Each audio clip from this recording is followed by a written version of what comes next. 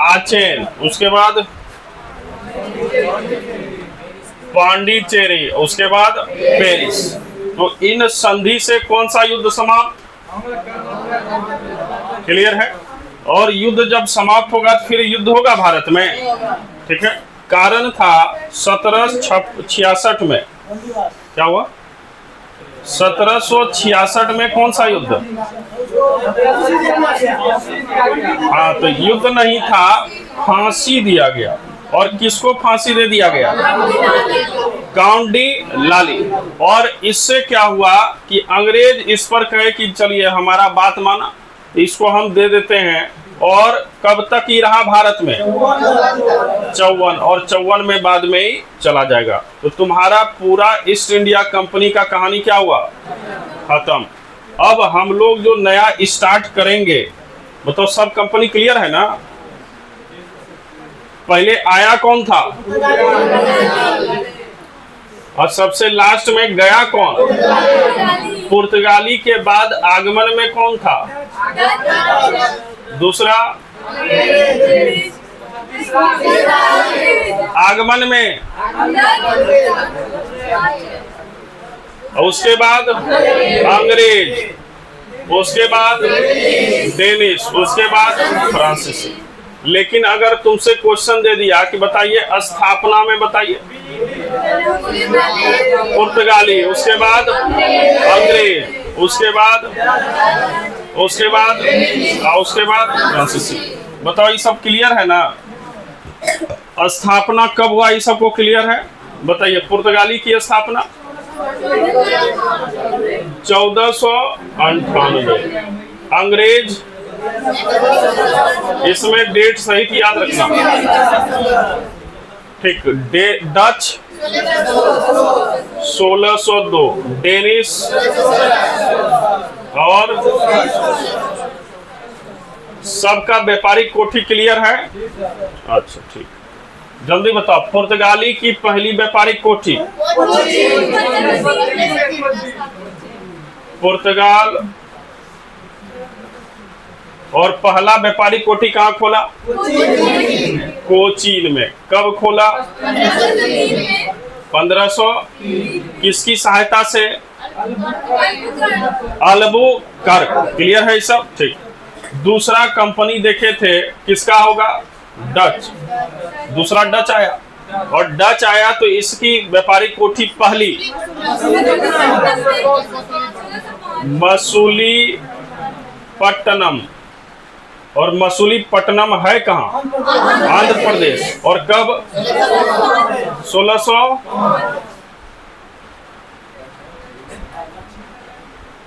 तीसरा देखे थे कौन थे? अंग्रेज। अंग्रेज ईस्ट इंडिया कंपनी की पहली व्यापारिक कोठी सूरत की मसूलीपट्टनम।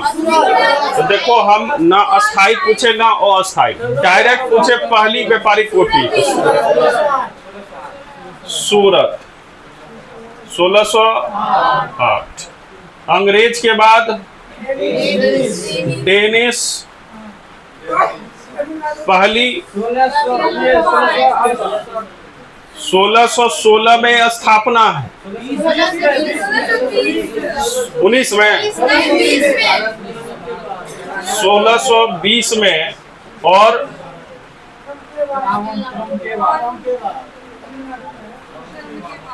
जगह कौन था? त्रांक्वेबार। ये कहाँ स्थित था? इसी को हम लोग तरंगमबाड़ी कहते। क्या कहते? तरंगमबाड़ी। और ये तरंगमबाड़ी किससे लिया था? ये अनुमति किसने दिया था? क्लियर है ना? रघुनाथ। चलिए, बहुत अच्छा। डेनिश के बाद देखे थे फ्रांसीसी कंपनी। और फ्रांसीसी कंपनी की पहली व्यापारिक कोठी 1668। कहाँ पे? बताओ, क्लियर है? इसके बाद देखे थे मसूलीपट्टनम भी आया। क्लियर है? तो ये सीक्वेंस अगर याद है तो स्थिति ठीक है। ये भी चार्ट एक इंपॉर्टेंट है जो तुमको याद रखना। याद रहेगा ना, एक तो स्थापना और दूसरा कोठी और कोठी का स्थापना, याद रहेगा, एकदम बढ़िया से अपना बना लीजिएगा। अब यहाँ से आगे बढ़ेंगे तो देखो यहाँ पर आगे चले तो यहाँ अब दूसरा हमारा इम्पोर्टेंट जो है वो है क्या, तो कंपनी तो खत्म हो गया, और कंपनी के बाद देखे थे कि भारत में अब किसका प्रसार होगा, ब्रिटिश साम्राज्य का विस्तार। किसका विस्तार होगा, कहां विस्तार करेगा, तो भारत में। भारत में इसी विस्तार में अब जो शुरू होगा तुम्हारा एकदम चलेगा 57-47 तक। बात समझ में आ रहा है, ये सब क्या कहलाता है, भारत में ब्रिटिश साम्राज्य का विस्तार। अब विस्तार कैसे हुआ, अब यहां से चलोगे तो याद होगा तुमको, बार बार बताते हैं भारत में अंग्रेजों का 3 पसंदीदा जगह था। एक जगह था कोलकाता, पश्चिम बंगाल वाला, जिसको हम लोग बंगाल कहते थे इस समय क्या नाम है। दूसरा यहाँ एक जगह है मद्रास, कौन सा था, और मद्रास में एक व्यापारिक कोठी बताई थी अंग्रेज का, सेंट जॉर्ज, तो देख रहे हो। और एक मेन जगह इसका था मुंबई। मतलब इस 3 जगह से पूरे भारत पर पकड़ बनाएगा कौन, अंग्रेज, और इसकी विस्तारवादी नीति यहीं से चलती है। सबसे पहले इंटरफेयर कहां करेगा, बंगाल, सबसे पहले कहां, बंगाल, उसके बाद चलता है मुंबई, और देखते देखते फिर ऊपर बढ़ेगा, सिख पंजाब करते करते, अवध करते करते पूरे भारत पर इसका क्या होगा, कब्जा। मतलब देखो यही सब क्वेश्चन पूछता है ना, तो विद्यार्थी कहता है आउट ऑफ सिलेबस हो गया, कि लगता है ये आईएएस का क्वेश्चन पूछ दिया, लेकिन नहीं, इस समाज स्तर का क्वेश्चन है। समझ स्तर, ये खाली रट्टाफिकेशन नहीं, मैप पर बढ़िया समझ गए सब बनेगा। क्वेश्चन देगा कि कौन से ऐसे आक्रांता थे विदेशी, या कौन से ऐसे विदेशी थे जो भारत पर कब्जा करने के लिए दक्षिण से उत्तर की ओर अपना विस्तार किए। अभी तो देख लिया तब ना, जितना भी आक्रांता देख रहे हो सब आक्रांता, इससे पहले प्राचीन भारत में भी देखे कुछ आक्रमण हुआ, मध्य में देखेंगे मुस्लिम आक्रमण होगा, तो ये सब आक्रमण करके इसी क्षेत्र में सिमट कर रहा है। ये दक्षिण नहीं आ रहे हैं, कहां सिमटा, यही सिमटेगा, क्लियर है। लेकिन अंग्रेज देख रहे हो कि इन क्षेत्रों से ही कहां आ रहा है, नीचे, नीचे से फिर ऊपर जाके पूरे भारत पर कब्जा, एकदम दक्षिण से फिर किधर, उत्तर। अब ऐसा सब क्वेश्चन पूछेगा और उसमें लंबा चौड़ा सेंटेंस दे देगा, विद्यार्थी क्या कहेगा कि बहुत भारी भरकम पूछ दिया है। भारी भरकम है, खाली कॉन्सेप्ट तुमको याद रहेगा सब बनेगा। तो देखो अंग्रेज कहां से स्टार्ट करेगा भारत में, बंगाल, बंगाल ही टच कर रहा है, कारण क्या है, मद्रास का है छुआ पहले,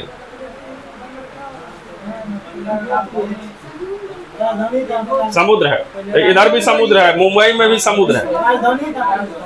राजधानी, ओ राजधानी कौन बनाया था, अरे बंगाल में राजधानी कौन बनाया था, लो कर राजधानी था, पूछ रहे राजधानी कौन बनाया था, गायब है, कौन बनाया था, अंग्रेजों ने। वाह, बहुत अच्छा चीज निकला अंग्रेजों ने। तो हम पूछ रहे कथा कि अंग्रेज पहले यहाँ क्यों आया, कह रहा है राजधानी था, तो अंग्रेज के आने से पहले राजधानी था कि अंग्रेज ने बनाया, अब पहले से था, तो पहले कौन बनाया था, यही तो हम पूछ रहे हैं। और राजा सब बनाया था, पहले कोई राजधानी नहीं थी यहाँ, अंग्रेज आए डेवलप किया तब राजधानी होगा, क्लियर है। लेकिन हम कह रहे हैं कि जब डेवलप नहीं है तो अंग्रेज इसी को धर रहा है, कारण क्या है, पैसा को, तो इधर में पैसा कम था। तो देखो रे गधा, यहाँ पे पहले भी बहुत सारी व्यापारिक कंपनी भारत आ चुकी है, अंग्रेज से पहले आया कि नहीं, और ये सब ईद वाले क्षेत्र पर एकदम धसा हुआ है, क्लियर है। इन क्षेत्र पर देख रहे हो पुर्तगाली पहले से है, क्लियर है। और जब कोई कंपनी पहले से व्यापारिक कोठी खोला है तो क्या उसका चलेगा? नहीं। ये देख रहा है कि सबसे यहाँ कम स्थिति कहाँ पे है, तो यही है बंगाल वाला क्षेत्र। तो इसको अगर कब्जा कर लें तो हमारा कुछ रणनीतिक यहाँ काम चलेगा। तो सबसे पहले यहीं पर इंटरफेयर करता है, कहाँ पे? बंगाल। बंगाल के बाद देखेंगे धीरे धीरे किधर आएगा। तो पहला तो ये कारण हुआ व्यापारिक कंपनी। दूसरा कारण क्या था कि इन क्षेत्र में मजबूत एक शासन व्यवस्था थी, मराठा। किसका है? मराठा। देखो सब चीज भौगोलिक स्थिति तुमको समझना होगा। इस हिस्ट्री के विद्यार्थी हो, मतलब ज्योग्राफी तुम्हारा ठीक होना चाहिए। और ज्योग्राफी अगर वीक है, अभी तक भारत बन ही नहीं रहा है। ओ बन जाता है। अच्छा देखो यहाँ पे देख रहे हैं इन क्षेत्रों में कौन है? मराठा। ज्यादा खींच दिए इसको भावना में। लीजिए कौन है? मराठा। इन क्षेत्रों में देख रहे हैं निजाम रहते हैं, कहाँ के? हैदराबाद के निजाम। इन क्षेत्रों में देख रहे हो कौन है? ये कर्नाटक के नवाब रहते हैं।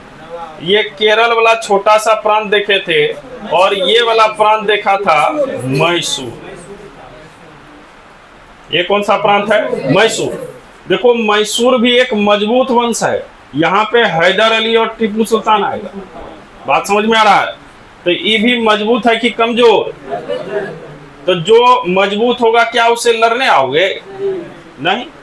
दूसरा इधर देख रहे हो कर्नाटक का नवाब, तो ये राजा बनाने में ही इंटरफेयर कर दिए थे। तो ये जो देख रहे हो किसके रहमो करम पे चलेगा? अंग्रेज। बाद में तो देखे थे अंग्रेज को मिल गया था। ये जो नीचे देख रहे हो केरल वाला जो क्षेत्र है, जिसका नाम क्या है? त्रावणकोर। ये त्रावणकोर वाला जो क्षेत्र है ये ऑलरेडी किसके संपर्क में था? अंग्रेज। ये अंग्रेज के पहले से मित्र बने हुए हैं। कौन? त्रावणकोर। दूसरा यहाँ जो देख रहे हो ये कौन है? हैदराबाद का निजाम। जब तक निजाम जिंदा रहा अंग्रेज इधर नहीं टपरा, कारण शक्ति एकदम विस्तृत है। ये डायरेक्ट चैलेंज देता था मुगल बादशाह को। किसको? तो बताओ अंग्रेज इसके सामने में कुछ है? बताए थे पेपर वेट के रूप में क्या रखता था? हीरा। तो पैसा एकदम अपार है। क्लियर है? तो जब तक निजाम जिंदा रहा ये इंटरफेयर इधर नहीं किया, अपना एकदम बढ़िया से इधर पड़ा है। इधर देख रहे हो मराठा। अभी शिवाजी के समय में स्थिति एकदम गंभीर।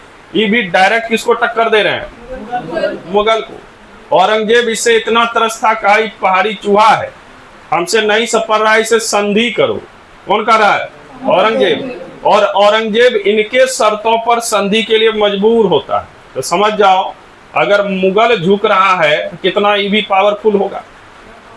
क्लियर है? तो क्या इन सब से टकराने की स्थिति में होगा? इसलिए बेचारा ऊपरे में एकदम ठीक।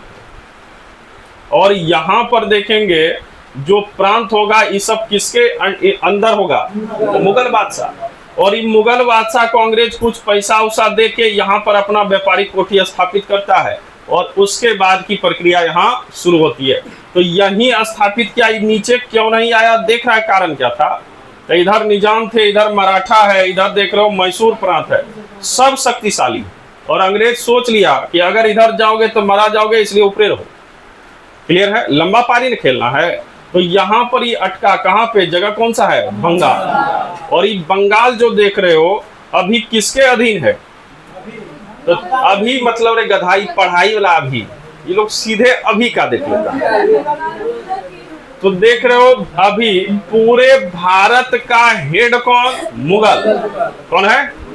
ठीक से बैठ जाओ, इधर घूम के बैठो। हाइट अगर छोटा है तो आगे आके बैठेंगे। दिखाई दे रहा पीछे वाले को?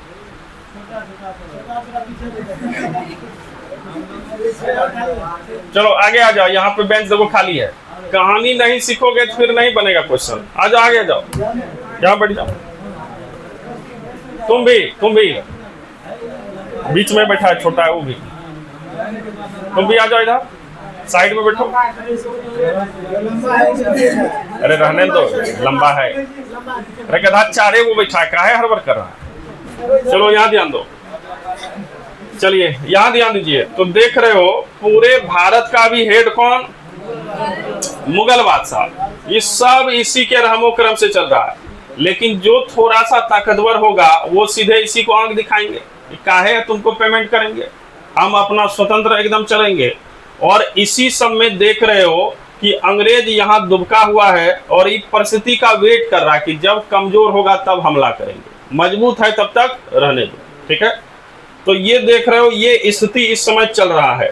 और यहाँ पर देखेंगे कि चूंकि पूरे प्रांत पर किसका कब्जा? इनडायरेक्ट रूप से मुगल बादशाह। अभी हेड कौन है? तो मुगल बादशाह। और मुगल बादशाह कहाँ रहते थे? दिल्ली और आगरा, ये इनका फेमस जगह है। उत्तर प्रदेश का आगरा ये इनकी राजधानी है। राजधानी क्या थी? आगरा। तो यही सब फेमस जगह में ये लोग रहते थे और यहीं से पूरे भारत का शासन चलाएंगे। क्या मुगल बादशाह स्वयं जाके कहीं पर राजस्व वसूलेंगे? नहीं। तो इनके द्वारा सभी प्रांत समझते हो ना? प्रांत का मतलब ही है राज्य। तो सभी राज्य में अपना एक हेड बना देते थे कि तुम यहाँ से इतना पैसा वसूल के हमको देते रहना, और जहां से पैसा नहीं मिलेगा तो सेना लेके जाएंगे फिर ठीक करने। बात समझ गया? फिर लड़ाई होगी। और ऐसी स्थिति में ये जो बंगाल प्रांत देख रहे हो, ये इस समय बंगाल कहने का अर्थ खाली पश्चिम बंगाल, ममता बनर्जी मत सोचना। बंगाल मतलब इसमें है बिहार, इसमें है पश्चिम बंगाल, वेस्ट बंगाल, इसमें है झारखंड, इसमें है उड़ीसा, इसमें है एक पूरा देश ही बांग्लादेश। देश कौन सा? बांग्लादेश। देख रहे हो? तो इतना क्षेत्र मिला हुआ है और प्रांत क्या है? बंगाल। तो समझ जाओ कितना बड़ा प्रांत होगा। ये लोग खाली बिंदास रूप सोचता है कि हे इतनी ठो बंगाल। धन्य स्थिति है। बंगाल कहने का अर्थ ही पूरा अपना सीमा छोड़ के इधर भाग गए। किधर? देख रहे हो बांग्लादेश ही कब्जे में है इस समय। और इस बड़े से प्रांत में यहां से राजस्व वसूला जाएगा और किसको भेजा जाएगा? मुगल बादशाह। क्लियर है? और इस समय देख रहे हो जब मुगल बादशाह गद्दी पर बैठे तो पूरे ये जो प्रांत राज्य देख रहे हो उसको ये राज्य उज नहीं कहते थे, इसको ये लोग कहते थे सूबा। क्या कहते थे? सूबा। अब क्वेश्चन देगा सूबा क्या है, तो बस वही कहना कि बस बोरिया उड़िया सीते हैं ना, वही सूबा है। ये सूबा लिख दिए हैं लेकिन लिखना चाह रहे थे ओ मिसप्रिंट हो गया। क्या है? सूबा। सूबा। सूबा मतलब प्रांत या राज्य। कौन कहते थे सूबा? मुगल बादशाह। अब यहां से देखोगे कि अंग्रेजी सत्ता तो यहां पर अपना विराजमान है ही, और इन क्षेत्र में जो मुगल बादशाह थे उनके द्वारा भी यहाँ पर किसी व्यक्ति को भेजा जाता था ताकि पैसा वसूल के कहाँ भेजना है? मुगल बादशाह को। और यहाँ जो भी हेड बनते थे, इस सूबा है तो सूबे के हेड को सूबेदार कहते थे। क्या कहते थे? और इस सूबेदार जो देख रहे हो ये नियुक्त कौन करेंगे? मुगल बादशाह। इस सूबेदार बना के भेजते थे वहां से आगरा से कि एक सूबेदार हुआ, इस प्रांत का हेड हुआ और सब चीज वसूल के बढ़िया से देखोगे।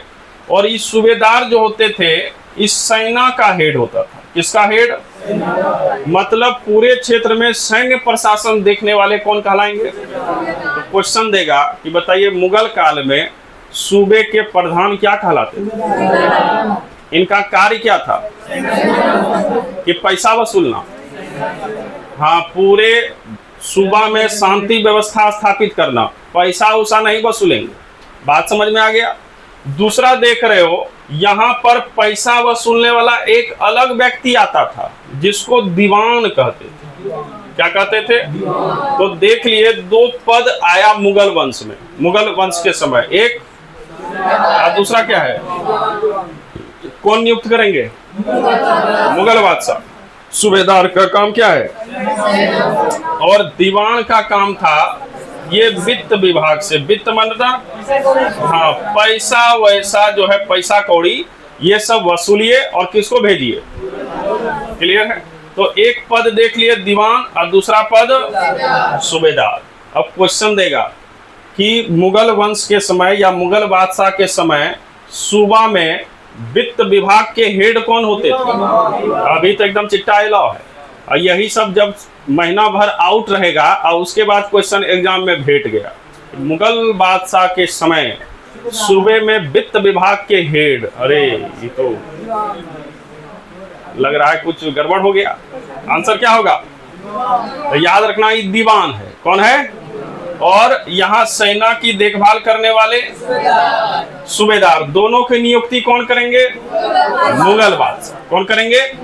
मुगल बादशाह। मतलब ये दोनों किसको रिपोर्ट करेगा? डायरेक्ट मुगल बादशाह। क्लियर है? और एक तरफ से मान लो कि सूबा का क्या है? हेड है। एक पैसे कौड़ी का हेड और दूसरे सैन्य शक्ति का हेड। बताओ क्लियर है? अब यहाँ पर जो भी व्यक्ति यहाँ सूबेदार और दीवान बनते थे, दोनों में 36 का आंकड़ा रहता था।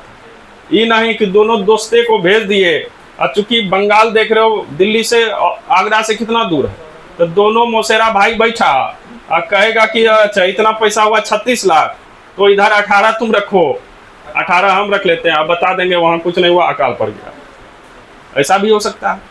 या अगर कुछ भेजना है तो यहाँ कुछ रख लीजिए, 8 रख लीजिए, बाकी जो बचा वहां भेज दीजिए, ताकि उधर भी संकट ना हो।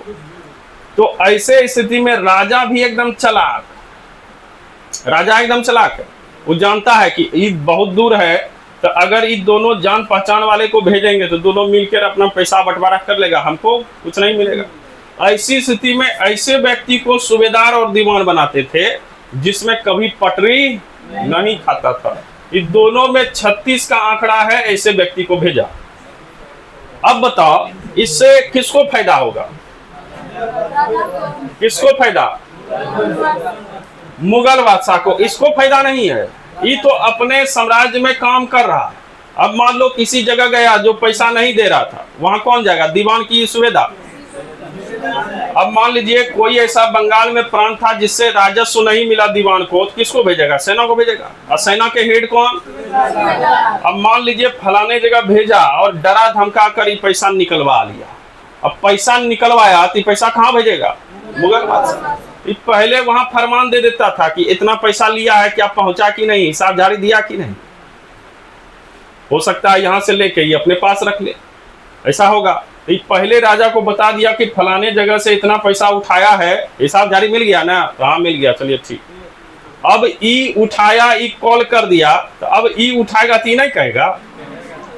तो बताइए यहाँ पे कभी घपला हो सकता है बीच में? नहीं। इसलिए दोनों अलग अलग व्यक्ति को दीवान और क्या बनाते थे?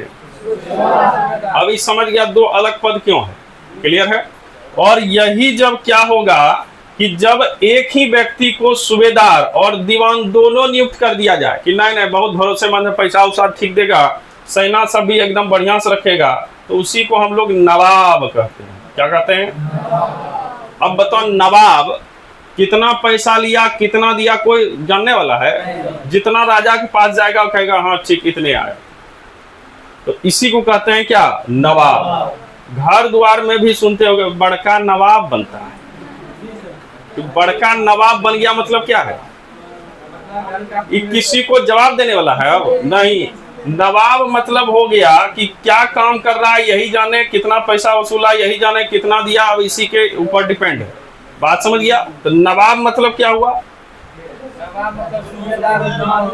हाँ, जब सूबेदारी और दीवानी दोनों इसको प्राप्त हो जाए तो उसी व्यक्ति को क्या कहेंगे? नवाब। ये सब अब आएगा कि फलाना नवाब, तो नवाब जैसे नाम आया तो समझ जाओ इसके पास क्या क्या होगा? दीवानी भी होगी और मतलब पैसे वसूलने का भी अधिकार, और सेना का भी हेड होगा। कौन? नवाब। बताओ कोई तरह की दिक्कत? भारी चीज था। अब क्वेश्चन देगा कि बताइए नवाब का कार्य क्या है? नवाब का कार्य क्या है? हाँ, सेना का नियंत्रण और दूसरे पैसे का नियंत्रण करना। कोई तरह की दिक्कत? और ये सब पैसा कौड़ी कहाँ भेजेगा? क्या पूरा भेजेगा? नहीं। अब जो कम भेजा तो बताओ उस नवाब को मुगल बादशाह कंटिन्यू रखेंगे, हटा देंगे? और जो है कि नहीं खूब पैसा भेज रहा है तो उसको कहेगा कंटिन्यू। बात समझ में आ रहा है? तो ये सब पद आगे तुमको दिखेगा। अब देखो इसी समय की बात है जब भारत में देखे सब कंपनी आ चुका है और यहाँ पे देखे सब कमाल हो चुका। 1766 में किसको भगा दिए? हाँ, फ्रांसीसी का स्थिति एकदम कंप्लीट था, क्लियर है। 1760 में बॉन्डी वॉर्स में एकदम पूरी तरह से इसका प्रक्रिया कर दिए थे। लेकिन यहाँ देखेंगे इसके पहले बंगाल में क्या घटना चल रही है, अंग्रेज कैसे इंटरफेयर बंगाल में करता है। तो अंग्रेजों के चूंकि कि क्या पढ़ रहे हो, अंग्रेज के बारे में पढ़ना कि बंगाल में कैसे कब्जा आया। तो इससे पहले बंगाल में क्या था ये जानना होगा। और यहाँ पर तुमको बताए बंगाल पर अभी किसका अधिकार होगा?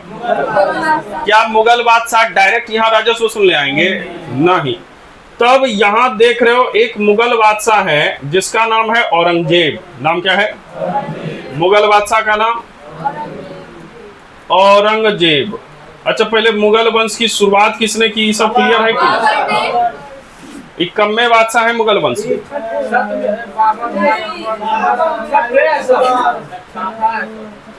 कम्मे हैं, कम्मे हैं। शांत रहो, पता है? नहीं पता। चलो ध्यान दो। देखो मुगल वंश की अगर बात करें, थोड़ा सा यहां तक सुन लेंगे उसके बाद आगे। देखो कौन वंश है? मुगल, मुगल वंश।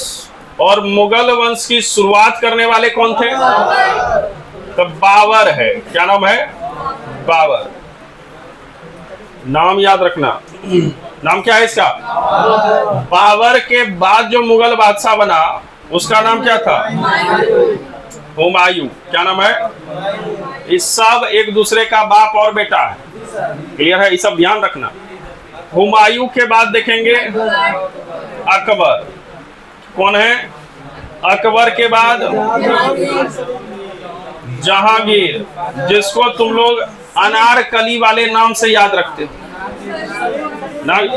नहीं याद रखा है? अनारकली नाम सुना है? अनारकली के हस्बैंड यही है। कौन? हाँ, इसी का नाम सलीम है। आगे देखेंगे जहांगीर के बाद शाहजहां, और शाहजहां के बाद देखेंगे यही आएगा औरंगजेब। कौन आएंगे? औरंगजेब। देखो ये बताने का क्या अर्थ है, अब ध्यान से समझना। देखिए देखो मुगल वंश कहां से शुरुआत है? बाबर। और ईस्वी 1526। ये देख रहे हो 1526 से लेकर 1857 तक मुगल वंश का एकदम प्रभाव चलता है। लेकिन 57 में बेचारे जो अंतिम मुगल बादशाह हैं वो भी पकड़ा जाते हैं और रंगून निर्वासित हो जाएंगे। तो याद रखिएगा 1526 से लेकर 1605 तक। अरे बाबर की बात हम नहीं कर रहे हैं, पूरा मुगल वंश। ध्यान दो, भारत पे मुगल वंश देख लो 1526 से लेकर, मतलब कितना साल है? 300 साल। अंग्रेज कितने साल कब्जा किया? 200 साल। आई देख रहे हो 300 साल 1526 से लेकर। हाँ, लेकिन ये दिखावटी है। मेन ओरिजिनल जो है यहां तक है 1707 तक। मतलब मेन मुगल वंश का सत्ता अगर पूछा जाए तो 1526 से लेकर 1707 तक ही रहा। कारण है देखो समाज में सब प्रकार का व्यक्ति होता है ना। समाज में एक होगा कि समाज को शुरू करने वाला, और एक होगा एकदम दबंग निकल जाएगा, और एक होगा कि भारी नालायक निकल जाएगा। ऐसा होता है कि नहीं परिवार में? तो वैसे ही देख रहे हो ये शुरू किया, आई भारी नालायक है। अपने बाबूजी, बाबूजी कौन? बाबुए जी को जेल में बंद कर दिया। क्लियर है? तो देख रहे हो ये कैसा है। भाई को मारकर लटका दिए हैं लाल किला पे। देखिए कि अगर हमसे लड़ना चाहते हो तो भाई को हम यहाँ गर्दन काट के लटकाएं तो तुम्हारा हाल क्या करेंगे? अंग्रेज सब भी डर के मारे एकदम बैक गियर लगा लिया कि उधरे हो, ये पागल है, कुछ भी कर देगा। अब देखो पिताजी बूढ़े हैं और उसको कहाँ दे दिया है, जेल में एकदम बहुत अच्छे से रखते होंगे, सोफा सेट लगाए होंगे, एसी उसी। तो एकदम देख रहे हो कैसा ही क्रूर शासक है। पिताजी जेल में, भाई जितना था सबको मरवा दिए, लटका दिए। अंग्रेज सब भी त्रस्त है किससे, कि बस इससे दूरे रहो। एक व्यक्ति है जो इसको आंख में आंख डाला है, वो है मराठा, मुंबई का। कौन है? हाँ, एकदम इसको बहुत टक्कर देता है। किसको? अंग्रेज सब एकदम दुबका हुआ है किधर, बंगाल में, कि नहीं नहीं इसके समय तक नहीं, वेट करते हैं, मरेगा तब। कारण अपने भाई को जो काट सकता है तो हमारा तो चमड़ा ही छिलवा लेगा। तो बढ़िया है दूर से देखिए, इससे अटैक नहीं करना। लेकिन देखेंगे मराठा इसको इतना व्यथित करता है कि मराठा के साथ संधि करता है। कौन? औरंगजेब। तो मराठा में देखेंगे तो देखो इसका मृत्यु है 1707, मतलब 1526 से लेकर 1707 तक का फेज मुगल वंश के लिए अच्छा फेज था। कौन वंश के लिए? लेकिन जैसे ही ये मरेगा, कौन मरेगा? अब इसके मरने के बाद सब जितना प्रांत पर इसका कब्जा था, टोटल 21 प्रांत पर कब्जा था। किसका? औरंगजेब का। 21 सूबा इसका, जिसमें 20 सूबा देखेंगे भारत में है और 1 सूबा भारत के बाहर। इतने प्रांत पे कब्जा है इसका। और इतने सूबे को जैसे मरा तो सब सूबा अलग होना स्टार्ट। मतलब अलग होने का मतलब है इसको जो पेमेंट सीमेंट मिलता था, पेमेंट सीमेंट नहीं देंगे। नहीं देंगे मतलब क्या हो गए? स्वतंत्र हो गए, तुम्हारे अधीन नहीं है। तो सब स्वतंत्र होना शुरू हो जाएगा। किसके समय में? इसके मरने के बाद। इसलिए इस फेज को एकदम अच्छा काल कहा जाता है मुगल वंश का। और 1707 के बाद इसका क्या शुरू हो जाएगा? ये पतन शुरू। और अंग्रेज जो है इसी का मौका ढूंढ रहा था कि पतन होगा तब हम अटैक करेंगे। तो पतन कब से है? 1707 के बाद। 1707 के बाद कौन मर रहा है? औरंगजेब मरेगा। बताओ, क्लियर है? अब यहां से देख रहे हो, यही अभी शासक है औरंगजेब, जिस समय बंगाल की यहाँ कार्रवाई शुरू हो रही है। तो बताओ औरंगजेब कम्मा शासक है मुगल वंश का? कम्मा है? छठा। तो छठा शासक है मुगल वंश का। और कैसा? डरपोक की एकदम क्रूर। हाँ, एक तरह से समझ सकते हो तानाशाह है। क्लियर है? अपने पिता और भाई को मार चुका है। अब ऐसी स्थिति में ये देख रहा है कि बंगाल वाला जो क्षेत्र है यहाँ से पैसा कम आ रहा है। कहां से? तो ये सोचा कि यहाँ पे सूबेदार और दीवान दोनों चेंज कर देते हैं, दोनों बदल देते हैं। और बदलने का काम कौन कर रहा है? मुगल बादशाह। क्या नाम है? औरंगजेब का एक पोता है। अब बताओ, पोता है तो कभी इससे गद्दारी करेगा? दादा से करेगा। अच्छा, देखेंगे करेगा कि नहीं करेगा। अच्छा ठीक है। ये लोग अभी इस पर विश्वास नहीं कर रहा है कि भाई को मारा है, इसका पोता इसे गद्दारी क्यों ना करे। तो बाद में देखेंगे। तो इसका एक पोता है जिसका नाम है अजीमुस्सान। क्या नाम है? अजीमुस्सान। याद रहेगा? अभी इतना तक का कहानी याद हुआ कि नहीं? कहेगा बंगाल में कितने प्रांत थे? तो देख रहे हो, बिहार है, पश्चिम बंगाल, झारखंड, उड़ीसा और बांग्लादेश, ये सब मिला हुआ है। यहाँ पर सैनिक देख रेख कौन करते थे? अब पैसे कौड़ी का दीवान। अब देख रहे हो, इसी समय मुगल बादशाह कौन है? और इसका पोता नाम क्या है? अजीमुस्सान। इस पोते को कहता है कि चलो तुमको बंगाल प्रांत देते हैं। और बंगाल प्रांत का इसको सूबेदार बनाता है। देखो क्या बना दिया? दीवान नहीं बनाया, इसको क्या बनाया है? पोता था, भरोसेमंद था, तो पैसा कौड़ी बैठाता। अब बैठा रहे कहाँ इसको? तो देख रहे हो, बंगाल का सूबेदार किसको बनाया? किसने बनाया? ये भी क्वेश्चन आया है। अजीमुस्सान को बंगाल का सूबेदार किसने बनाया? अभी चिट्टा ये लॉ है तो सब औरंगजेब चल रहा है, नहीं तो कहाँ फर्रुख सियार और जहांदार सा आने लगता है। ये सब ध्यान रखिएगा। किसने बनाया? अजीमुस्सान कौन था? किसका पोता? चलिए, अब इसी समय देखेंगे एक व्यक्ति है जिसका नाम है मुर्शिद कुली। क्या नाम है? मुर्शिद कुली खां। नाम क्या है इसका? और ये जो मुर्शिद कुली देख रहे हो, ये व्यक्ति ब्राह्मण है। क्या है? ब्राह्मण। हाँ, ये क्या था? हाँ, शौक लगेगा, जरूर लगेगा। नहीं, मुस्लिम। ओह अच्छा, चलिए बहुत अच्छा। तो देखो रे गधा, ये ब्राह्मण थे। ये क्या थे? ब्राह्मण थे। कौन? मुर्शिद कुली खां। और औरंगजेब के कहने पर ये जो है इस्लाम धर्म कबूलता है। कौन सा धर्म कबूला? इसलिए क्वेश्चन देता है कि बताइए निम्नलिखित में कौन ब्राह्मण थे? विद्यार्थी चकरा जाएगा, मुर्शिद कुली खां तो मुसलमान है, ब्राह्मण कहां से? क्लियर है? तो ये ब्राह्मण थे। क्या थे? ब्राह्मण। और ब्राह्मण के बाद ये किस धर्म को अपनाए? इस्लाम धर्म। इससे बहुत ज्यादा खुश था कौन? औरंगजेब की। ये एकदम चेला बहुत अच्छा है। और इसको कहा कि चलो तुमको हम यहाँ का बंगाल का क्या बनाते हैं? दीवान। तो क्वेश्चन आएगा, मुर्शिद कुली खां को बंगाल का दीवान किसने बनाया? आइए इधर देख रहे हैं, सूबेदार किसको बनाया? अजीम उस्सान। अजीम उस्सान कौन? पोता है। किसका पोता था? औरंगजेब का। तो एक हो गया यहाँ देख रहे हो सेनापति, और एक हो गया पैसा कौड़ी वसूलने वाला। इन दोनों में हमेशा लड़ाई झगड़ा रहता था, दोनों अलग अलग, इसलिए देखो बनाया है। अगर दोनों गोतिया रहता तो बनाते, मिल बांट के सब पैसा एकदम खा पी के तैयार रहता।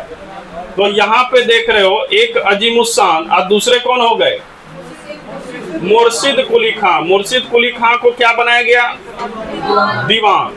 और उसको सूबेदार। सूबेदार का काम सेना का देखरेख करना। लेकिन ये ज्यादा देर तक टिक नहीं रहा है। कारण देख रहे हो, ये जो सूबेदार है एकदम भिखारी परिवार का। नहीं, नहीं। ओ, दादा है एकदम देख रहे हैं राजा, मुगल बादशाह, और पोता भिखारी कैसे हो जाएगा? तो इसको भी राजशाही का ललक होगा। लेकिन बेचारे को क्या बना दिए? सूबेदार। सेना का हेड बना दिए हैं। तो बताओ, सेना के हेड वाले को ज्यादा सुख संपत्ति मिलता है, सेना को ज्यादा पैसा मिलता है। पैसा ज्यादा किसको मिलेगा? दीवान। तो इस दिमाग में लगा रहा है कि हमको ये बना दिए, पैसा का बहुत अभाव है। तो बताओ क्या करेगा? पूर्ति कैसे करेगा? कहीं पर गए, आप भींच लिए, आप भेजेंगे नहीं उधर।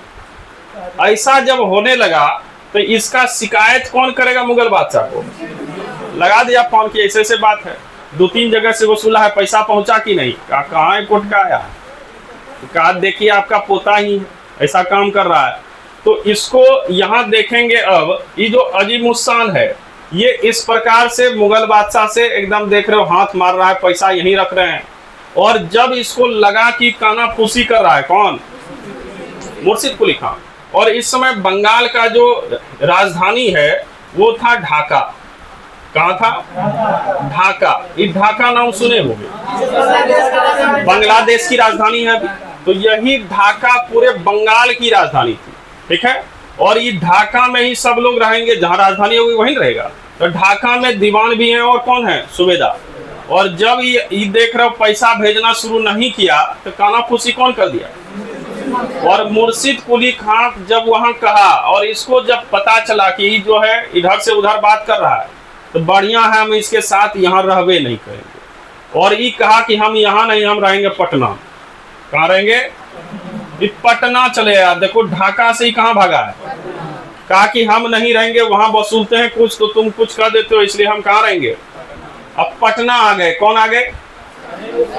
अजीम उस्सान। और कहे कि पैसा जो वसूले थे, जितना पैसा है हम पटना में लगाएंगे। और उस समय एकदम करोड़ों रुपए खर्च कर रहे हैं। कहाँ पे? पटना में। और पटना को एकदम विकसित शहर घोषित कर दिया। क्या बना दिए? विकसित कर दिए। और कहे कि हमारा नाम क्या है? अजीम उस्सान। तब पटना का नाम अजीमाबाद होगा। पटना का नाम क्या होगा? अब क्वेश्चन देता है पटना का अन्य नाम।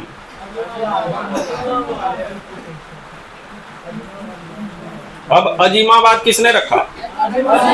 अजीम उस्सान ने। कैसे रखा ये क्लियर है? तो देख रहे हो, पटना को अजीमाबाद बना दिया और कहा कि यहीं से हम अपना पूरा बंगाल देखेंगे, हम वहां नहीं जाएंगे। कारण वहां कौन है? मुर्शिद कुली खां। मुर्शिद कुली खां का तुम नहीं रहोगे तो हम रहेंगे, हाँ हम भी जाएंगे। कहाँ पटना आइएगा? कहना है हम बंगाली में रहेंगे और बंगाल में हम मुर्शिदाबाद की स्थापना करेंगे। क्या करेंगे? मुर्शिदाबाद।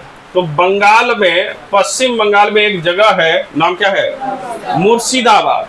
और इसने भी बढ़िया से पैसा खर्च किया, अब मुर्शिदाबाद एक स्थापित कर दिया। कहा अब यही राजधानी रहेगी। तो ढाका से कहाँ राजधानी चेंज कहेगा? किसने किया? मुर्शिद कुली खां। अब जब देख रहा है औरंगजेब कि दोनों में घमासान चल रहा है, हमको कोई बुझ ही नहीं रहा है, अपने मन से ही ढाई मुर्शिदाबाद, ये कहाँ अजीमाबाद, पटना चले गया, तो बढ़िया है एक ही व्यक्ति को कमान दे देते हैं। और यहाँ देखेंगे कि ये जो अजीमाबाद में कौन थे हेड? अजीमुद्दीन। इसको कहा जाता है कि तुम हट जा बच्चा, इसी को रहने दो। क्लियर है? तो यहीं से देखेंगे कि इसको दोनों पावर मिलता है। किसको? मुर्शिद कुली। लेकिन अभी भी इसको ये नवाब घोषित, ध्यान देना ये सब, अभी पावर मिला है लेकिन नवाब इसको घोषित नहीं किए हैं। नवाब कौन घोषित करेगा? औरंगजेब। कौन करेगा? मुगल बादशाह। अब इस समय की स्थिति क्या है? इसी बीच में देखोगे यहाँ पर जब मुर्शिद कुली खां को यहाँ पर बनाया गया था दीवान, तो वो डेट है 1700। कब की बात कर रहे हैं? 1700 में ईस्वी में इसको दीवान बनाया गया था। और मरा है कब? 1707 में औरंगजेब मरा था, मात्र 7 साल का गया था। इधर कार्रवाई चल रही थी, इसी बीच 1707 में कौन टपक गया? औरंगजेब टपक गया, औरंगजेब गायब। अब औरंगजेब मरा तो उसके बाद उसका बेटा सब कंटिन्यू करेगा। लेकिन देखेंगे इधर की स्थिति क्या होगी। ये तो इसको अलग ही कर दिए थे। किसको? अजीमुद्दीन को। सब बंगाल देख कौन रहा था? मुर्शिद कुली खां मुर्शिदाबाद से। और यहीं से मुर्शिद कुली खां अपना काम चला रहा है। और देखेंगे जब ये मर गया, मरने के बाद भी एकदम बढ़िया से, एकदम देख रहे हो हिसाब झाड़ी कर रहा है। कौन जी? मुर्शिद कुली खां। और बढ़िया से राजस्व पहुंचा रहा है। किसको? मुगल बादशाह। इसके बाद जो बने, क्लियर है, साहेब बेखबर, जिसको बहादुर शाह जफर कहते हैं। नरे देखिए, औरंगजेब के बाद आए साहेब बेखबर। कौन आए? बेखबर। इसी को हम लोग बेखबर, बूढ़ा बादशाह, इसी को हम लोग एक और नाम देते हैं मुइज्जम, इसी को हम लोग बहादुर शाह, बहादुर शाह प्रथम कहते हैं। देखो जैसे जफर लगाओगे तो ये अंतिम हो जाएगा। जफर कौन थे? अंतिम मुगल बादशाह। अंतिम मतलब ये किस समय होगा? 1857। ये सब ध्यान रखिएगा। तो देख रहे हो अभी राजा कौन है? इसको बूढ़ा बादशाह भी कहते थे। क्या कहते थे? बूढ़ा बादशाह। बूढ़ा बादशाह कहने का अर्थ है कि लंबे समय तक औरंगजेब कब्जा रखा, तो इसका एज बहुत ज्यादा है। बूढ़ा व्यक्ति गद्दी पर बैठा, क्या कहेंगे? अब बूढ़ा व्यक्ति क्या लड़ाई झगड़ा करेगा? वो शांति प्रिय व्यक्ति है। कहा लड़ाई झगड़ा में कुछ रखा नहीं, पता है इसको। युद्ध में जाएंगे, कोई धक्का भी मार दिया तो बस गिले। तो बढ़िया है कि घरे में बैठेंगे, संधि सब करके चलाएंगे, पैसा आते रहेगा, डरा धमका के लेना है। लड़ाई अगर किए तो मर ही जाएंगे, इसको निश्चित था।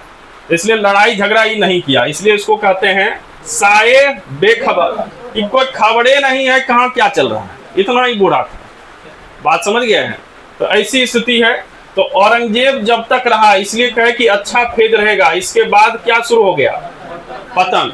और इसी समय देख रहे हो मुर्शिद कुली खां मुर्शिदाबाद से सब पैसा भेज रहा है, मतलब ये आज्ञाकारी छात्र है। किसका? मुगल का। देख रहा है अब मरने के बाद तो ये पैसा खूब रखता है और कम देता उधर, लेकिन एकदम बढ़िया से पैसा उसा भेज रहा है। और इसके बाद देखेंगे, इसके बाद आते आते एक व्यक्ति आएंगे फर्रुखसियर। कौन आएंगे? फर्रुखसियर। ये जब मुगल बादशाह बना तो इसको कहा जाता है घृणित कायर। इसको कायर कहते हैं। कायर क्यों कहे? तो ये अपने चाचा उचा को मार पीट के गद्दी धारण किया। अब मारे और उसके बाद कब्र में भी नहीं दिए, मार के यमुना नदी किनारे फेंक दिए कि लो चिल कौवा खाते रहो। देख रहा है? इसलिए कहे कि एकदम घिरना वाला व्यक्ति है। कैसा है? घिरना वाला है, कायर है, डरपोक है, इसको ये सब कहा जाता है उपनाम। किसको? फर्रुखसियर।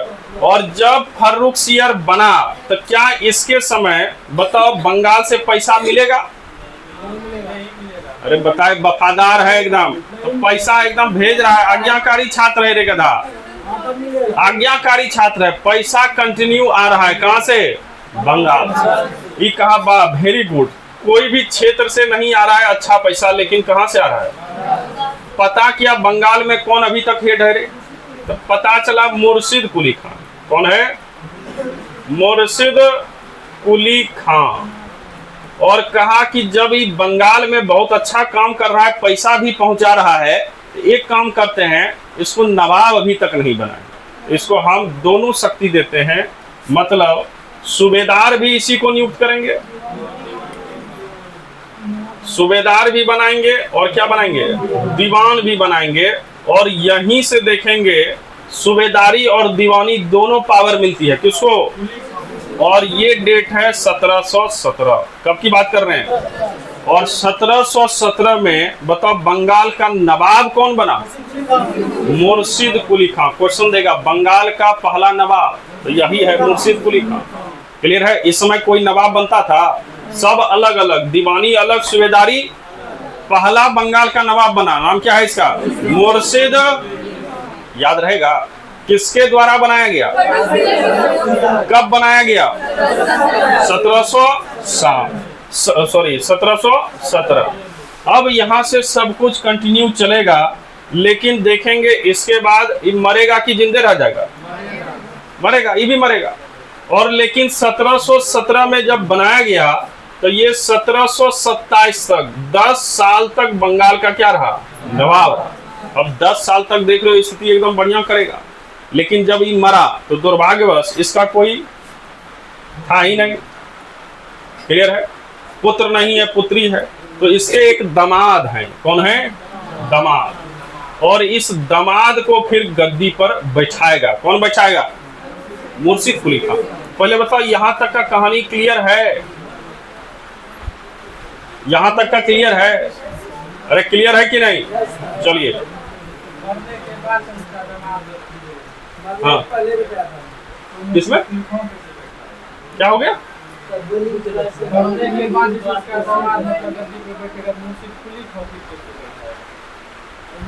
ये कैसे बैठाएगा? ये पहले ही अपने वसीयत बना देता है। इन लोग धान्य है ये जैसे अपना समझता है वैसे समझता है। सब नवाब चलते थे, नवाब का मरने से पहले वसीयत बनता था, और वसीयत में पहले ही लिखा जाता था कि हमारे बाद हमारे संपत्ति का वारिस कौन होगा। तो जिसको लिखा जाएगा वही ना गद्दी पर बैठेगा।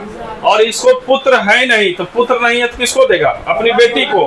तो बेटी गद्दी पर नहीं बैठ जाएगी, तो इसके दामाद बैठेंगे। कौन बैठेंगे? दामाद। पहले बताओ यहाँ तक का कहानी समझ में आया? कोई तरह की दिक्कत? अब इसके दामाद कौन है ये देखना है। तो देखो मुर्शिद कुली खान क्या बने? बंगाल के नवाब। नवाबी किसने दी? नवाब का अर्थ क्या है? दीवानी और सूबेदारी दोनों प्राप्त है। पैसा भी वसूलेगा और प्रांत में सैन्य व्यवस्था भी देखेगा। क्लियर है? अब यहाँ ध्यान दीजिएगा, दूसरा इसके जो दामाद हैं, मतलब दूसरे नवाब जो बनेंगे, उसका नाम है शुजाउद्दीन। नाम क्या है? शुजाउद्दीन। यही गद्दी पर बैठते हैं। मतलब बंगाल का अगला नवाब कौन बना? शुजाउद्दीन। और शुजाउद्दीन देख रहे हो कब बैठेगा? 1727। ये भी 12 साल तक लगातार रहते हैं। 1739 तक एकदम बढ़िया से चलते हैं। कौन? अब क्वेश्चन देगा दूसरा नवाब कौन बना? किसके बाद? शुजाउद्दीन कौन था? किसका? ठीक। अब देखो यहाँ जैसे ही दामाद बना वैसे ही देखेंगे शुजाउद्दीन के एक मित्र हैं। क्या है? मित्र। ध्यान देना। देखो अभी तुमको बताए थे यहाँ पर इन क्षेत्रों में बंगाल में क्या क्या सम्मिलित था। तो इसमें बिहार भी है, झारखंड है, पश्चिम बंगाल है, उसके बाद उड़ीसा था, और एक पूरा एक देश ही था बांग्लादेश। ये सब पूरा प्रांत मिला के क्या है, बंगाल। अब देख रहे हो मुर्शिद कुली खां के बाद बना कौन, शुजाउद्दीन। और शुजाउद्दीन जब बना तो उतना ही मैच्योर नहीं, और मैच्योर नहीं है तो इसका मित्र एक है जिसका नाम है अलीवर्दी खां। मित्र का नाम अलीवर्दी खां, मित्र का नाम क्या है। और इस मित्र को कह रहा है कि एकदम बढ़िया, एकदम गहरी मित्रता है, तुम्हारे ऐसा मित्र नहीं है। क्लियर है, कोई काम कहे तो बस कट्टिस, हम ये सब नहीं कर सकते। क्लियर है, अब पता चले फिर भोज है, मित्र है तुम्हारा, दो हमको भी निमंत्रण। बात समझ गया। यहाँ पे मित्र होता था कि मित्र के लिए हम सर भी कटवा सकते हैं, ऐसा। अगर मित्र को मारना है तो पहले हमको मारिए। अब तुम लोग पता अगर चल गया कि मित्र को आज है कुछ गड़बड़, तो बस उस दिन जेबे नहीं करेंगे। अब बता देंगे कि यहाँ फलाने जगह है, तो तुम लोग एकदम घोर मित्रता निभाते हो। क्लियर है। तो देख रहे हो इसके मित्र कौन है, अलीवर्दी खां। क्लियर है। और अलीवर्दी खां के साथ इसका घनिष्ठ संबंध था, और जब देखा कि मित्र संकट में है, इसको कुछ नहीं आ रहा है, तो हम सपोर्ट कर देते हैं। क्या कर देते हैं, और सपोर्ट में क्या किया, तो ये अलीवर्दी खां को इस शुजाउद्दीन कहता है बिहार में आप चलाइए, नवाबी चलाइए। कहाँ चलाइए, बिहार में। मतलब बिहार का इसको उप नवाब बना दिए। क्या नवाब बना दिए, देख रहा है। तो बढ़िया से मित्र के साथ रहोगे तब ना गद्दी मिलेगा। अब तुम्हें बीच में छोड़ के भागने वाला तो गद्दी मिलेगा तुमको, एकदम टिक के रहो। तो देखो इसको क्या बना दिया गया, कहाँ करे, उपनवाब। मतलब नवाब के बाद एक हेड होगा जिसका नाम क्या है। अब क्वेश्चन देगा, अलीवर्दी खां कहाँ के उपनवाब बने, कहाँ के, याद रहेगा कि नहीं। अब किसने बनाया, किसने बनाया, पहले नवाब कौन थे, दूसरे शुजा उसका पुत्र था। चलिए बहुत अच्छा। अब देखो यहाँ पर ये उप नवाब बन चुका है, इन नवाबी देखा, उप नवाब ही, लेकिन नवाबी तो देखा कैसा चलता है, ठाट बाट। और दिमाग में चल रहा है कि अरे नवाब का तो इससे और न बढ़ के होगा ठाट बाट, इसके दिमाग में ही चल रहा है। लेकिन इसी मार देगा, कहा है तुम्हारे ऐसा है कि मार ही देंगे, हम ही गद्दी ले लेंगे। देखो इसी बीच इसकी मृत्यु होती है, किसकी, 1727 से 1739 तक नवाब रहा बंगाल का। और 39 में जब इसकी मृत्यु हुई तब देखेंगे इसके गद्दी पर इसका पुत्र बैठता है। कौन बैठेगा, और पुत्र का नाम है सरफराज खां। क्या नाम है, सरफराज खां।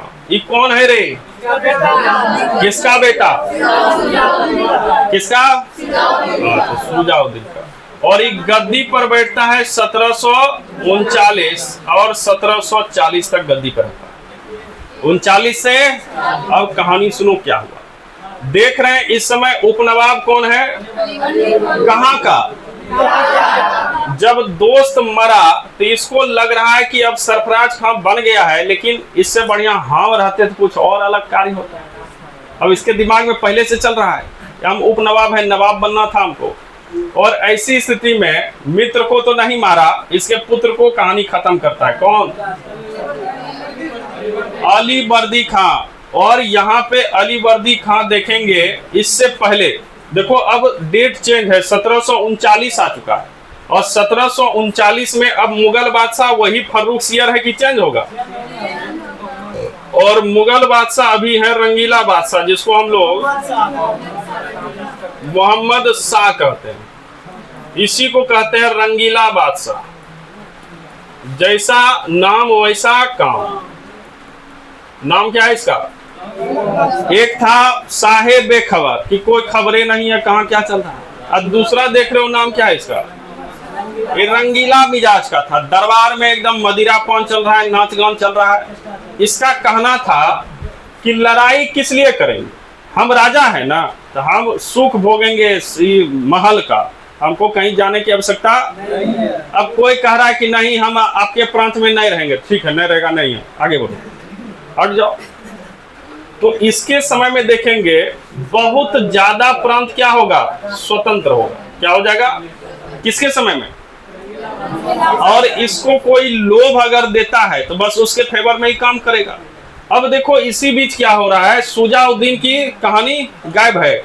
इस समय बिहार का उपनवाब कौन था? और अली वर्दी खान जब देखा कि एकदम मेंटेलिटी इसका खराब है, पैसा का ही एकदम मोहताज है, पैसा भेजेंगे तो कुछ भी कर देगा, तो यहां से ही देख रहे हो बिहार का नवाब इसको 2 करोड़ भेजता है। कितना भेजा? बिहार से 2 करोड़ आ रहा है। अब बंगाल से नहीं के बराबर पैसा आ रहा है, कारण वैसी स्थिति नहीं थी। और बिहार से जब पैसा आया थी, कह रहा है कहां से पैसा आया है, तो बिहार का उपनवाब भेजा है। कौन? कहा बताओ, बिहार से इतना पैसा आ रहा है, अब बंगाल में जो इतना बड़ा प्रांत है इससे पैसा नहीं आ रहा है, तो इससे बढ़िया क्या है, इसी को नवाब बनाया जाए तो पैसा कंटिन्यू आते रहेगा, है ना। तो एक फरमान जारी करता है कौन? मुगल बादशाह, कि आज से बंगाल का नवाब कौन रहा? लेकिन अभी नवाब था कौन? सरफराज का जो जब पता चला कि इसको नवाब घोषित कर दिया तो इसका सिर फिर गया कि ये क्या कर दिए, नवाब तो हम न थे, पिताजी के बाद हम बनेंगे, लेकिन बना किसको दिया? अली वर्दी खान को। क्वेश्चन आएगा, अली वर्दी खान को नवाब किसने घोषित किया? क्यों किया, ये कहानी समझ में आ रहा? क्लियर है? अब घोषित कर दिया है, क्या ये गद्दी अभी छोड़ा है? नहीं। तब इस दोनों के बीच युद्ध होगा और युद्ध में अली वर्दी खान किसको मारता है और उसके बाद गद्दी धारण करता है। और यही युद्ध हो रहा है 1740 में, और युद्ध का नाम है गिरिया का युद्ध। नाम क्या है? अब क्वेश्चन देगा, किस युद्ध के बाद अली वर्दी खान बंगाल के नवाब बने? तो गिरिया कहाँ है? और बंगाल में। वाह, बहुत अच्छा, बिहार में है। बिहार से, बंगाल से बिहार आ गए। और कहीं चेंज होना है? और झारखंड में। और कहीं जाना है? उड़ीसा भी चले जाइए। क्या? तो देखो रे गधा, ये गिरिया माने गिरिडीह है। गिरिया मतलब गिरिडीह। कितने लोग गिरिडीह का नाम सुने?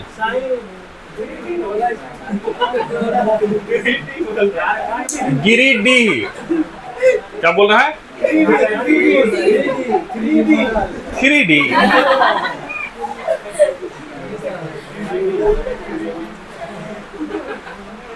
रे गधा, गिरिडीह बोल रहे हैं।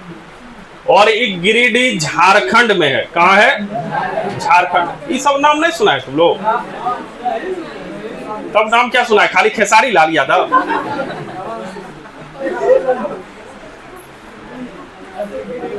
और कुछ नहीं सुनता है लोग, खाली यही सब सुनता है।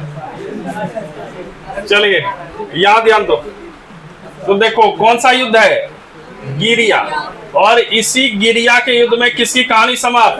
सरफराज खान मारा जाता है। और देखेंगे यही 40 में नवाब अगला कौन बनेगा? तो देख रहे हो, नामे में है अली वर्दी, मतलब वर्दी पहन लेता है। क्या नाम है? अली वर्दी खान। और ये अली वर्दी खान बताओ नवाब कब बना? 1740। और 1740 से लेकर 1756 तक नवाब रहता है। कौन? और ये अली वर्दी खान सबसे लंबे समय तक नवाब रहा। कौन रहा? देखो पहला देखे थे कितना वर्ष? 10। दूसरा 12। तीसरा ये देख रहे हो चौथा नवाब है, ये कितने वर्ष? 15 साल रहा। लंबा साल देखा है। और देख रहे हो 40 से लेकर 56 तक ही नवाब के पद पे रहा। कौन? अब क्वेश्चन आएगा, अली वर्दी खान को नवाब किसने बनाया? तो रंगीला बादशाह। किसने बनाया? और ये जब नवाब बना तो अब धीरे धीरे पेमेंट सीमेंट उधर जाना बंद हो जाएगा। और जब बंद हो जाएगा तो बंगाल इसके समय में क्या होने लगेगा? स्वतंत्र हो जाएगा। किसके समय में? अली वर्दी खान। तो ध्यान दो इधर, कहेगा बंगाल का पहला नवाब कौन था? बंगाल का पहला नवाब मुर्शिद कुली खान। कौन थे? बंगाल के दूसरे नवाब शुजाउद्दीन। बंगाल के तीसरे, अब बंगाल के चौथे नवाब। कोई भारी था यहाँ तक? चलिए अब यहाँ ध्यान दो। देखो पहला नवाब कौन बना?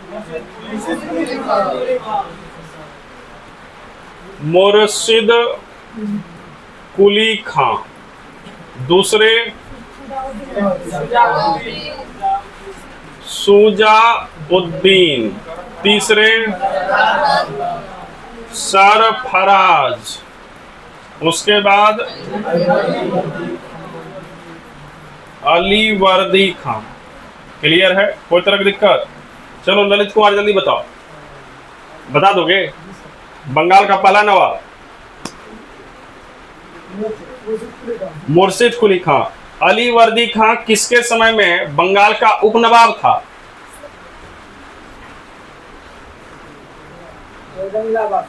रंगीला। हम नवाब की बात कर, मुर्शिद कुली खां। चलो आशीष कुमार बताओ, अलीवर्दी खां किसके समय, किस नवाब के समय बिहार का उपनवाब था?